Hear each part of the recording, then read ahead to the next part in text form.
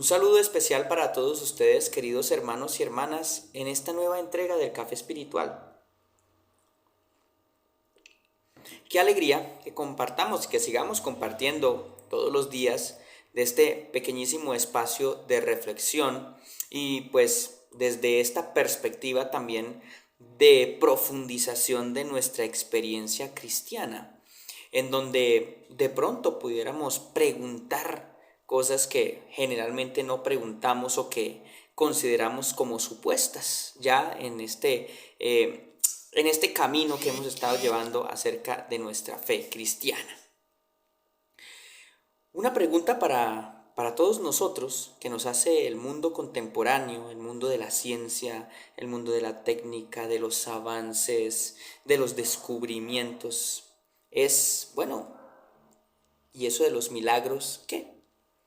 ¿Qué pasa con los milagros? Y ya, pues, durante este proceso de conocimiento humano, pues hemos estado dándonos cuenta de las explicaciones físicas que tienen todas las dinámicas naturales. Y que, pues, seguramente para algunos, tengamos en cuenta eso, para algunos, lo que todavía no tiene explicación lo tendrá en algún momento con algún nuevo descubrimiento. Así que, pues, ¿qué pasa con eso? Primer elemento que nosotros como cristianos pudiéramos decir: nuestra fe no se fundamenta en los milagros. Nuestra fe no se fundamenta en aquello que no podemos explicar. Y entonces vamos a encontrar un poco la definición de milagro. Por lo general, los milagros son aquellas realidades que no pueden explicarse a través de la ciencia, a través de la técnica o incluso a través de la medicina, y entonces se la atribuimos a una intervención directa de Dios. Y por lo general, los milagros son aquellas cosas que están más allá de las dinámicas propias de la naturaleza. Bien, eso es más o menos la definición que tenemos generalmente de milagro, ¿sí? Aquellas realidades que están por encima de lo meramente natural. Algunos pensadores a lo largo de la historia le han preguntado a la iglesia: bueno, y si ustedes hablan de un Dios que ha hecho todo, que es el creador de todas las cosas, y que aparte de eso ha organizado el mundo de tal forma que todas las cosas dentro de él pues funcionan de una forma óptima, ¿por qué tendría entonces él que como que falsear sus propias normas y sus propias leyes físicas para hacer milagros? ¿Sí? ¿Por qué entonces tendría que irse por encima o ir en contra de sí mismo al haber creado esas normas físicas cósmicas para pues hacer cosas que están por encima o que son extraordinarias y que no se pueden pues explicar?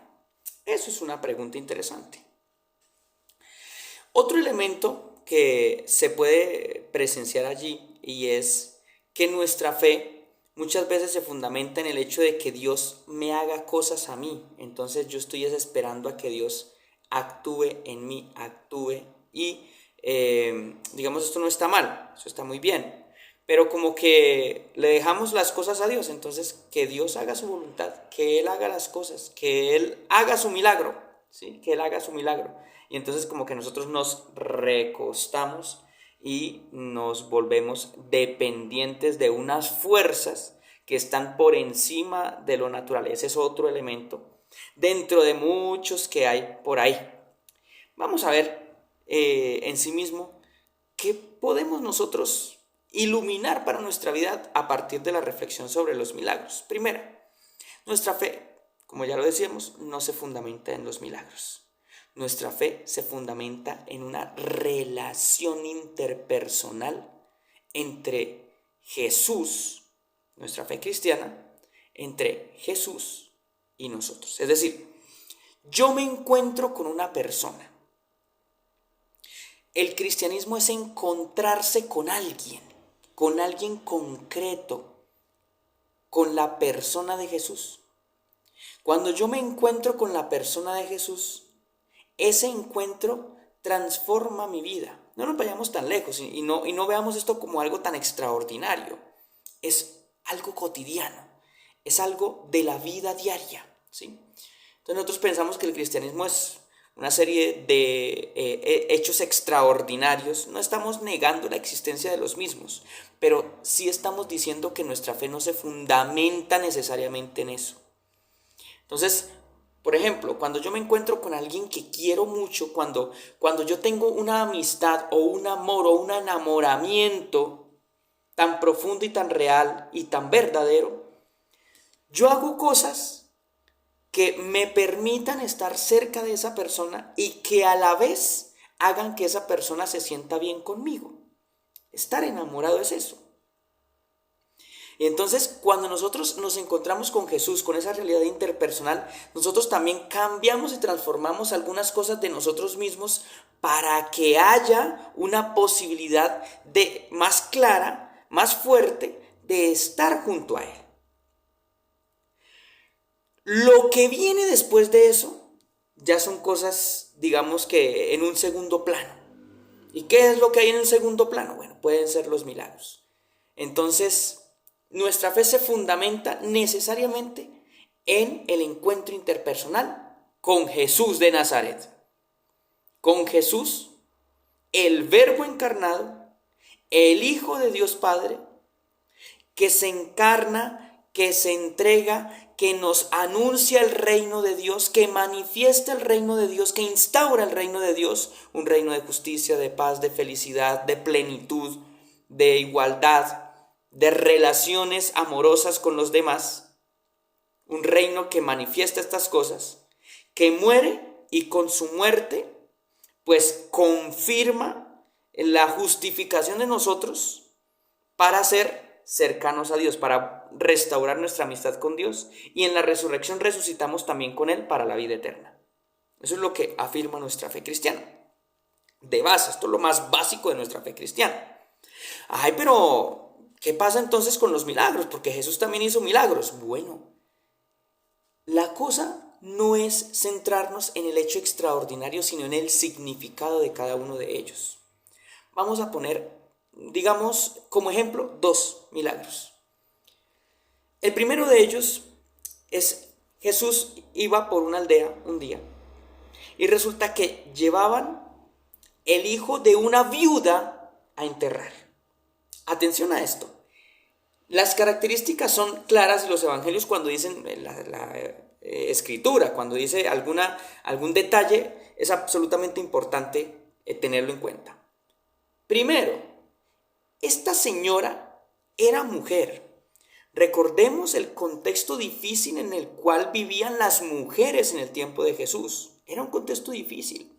Entonces, era mujer, ¿sí? Segundo, viuda. Viuda, ya no tenía la protección del esposo, ¿sí? No estamos diciendo que haya una situación de machismo en la escritura, sino que está describiendo un contexto histórico. En ese momento, el contexto histórico sí era machista. Entonces, sin esposo. Y aparte de eso, se le murió el hijo. Llevaban el hijo de una viuda a enterrar. ¿Qué hace Jesús? Resucita, revive o reanima más bien al hijo de esta viuda.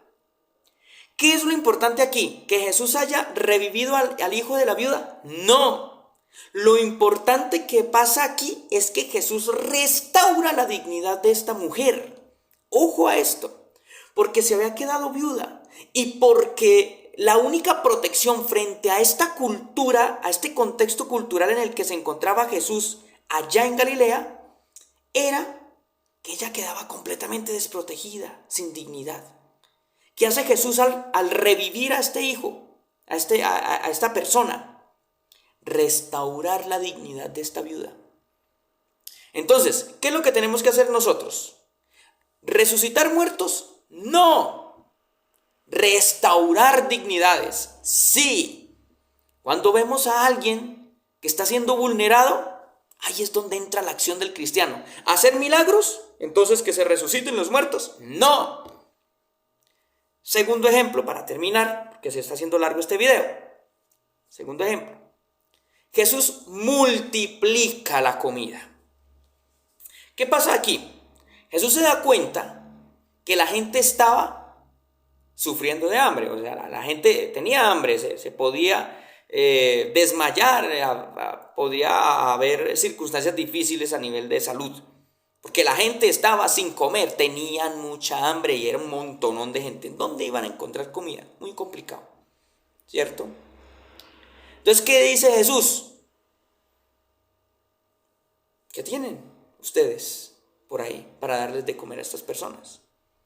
Los discípulos, pues, muy extrañados, como lógicamente podrían estarlo, dicen, pero es que no tenemos sino unos cuantos peces y unos cuantos panes, punto, no tenemos más nada. ¿Esto qué va a alcanzar para toda esta gente? Lo que les dice Jesús es lo importante, el centro de este texto. Denles ustedes de comer. Y entonces alcanzó para todo el mundo y sobró. ¿Qué es lo importante de este texto?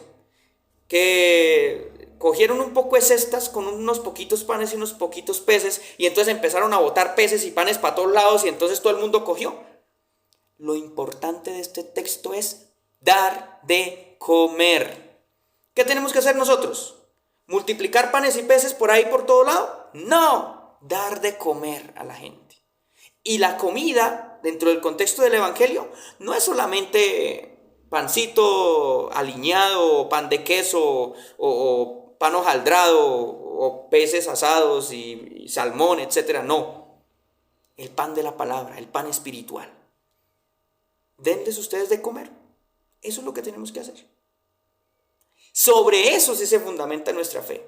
No solamente sobre hechos extraordinarios, sino sobre el significado de las narraciones que tenemos en la escritura y que a partir de ellas nos llevan a un compromiso social, a un compromiso evangélico, a un compromiso del reino de Dios para hacer este mundo un poquito mejor. Y que sigamos disfrutando de este café que está delicioso. Feliz día para todos.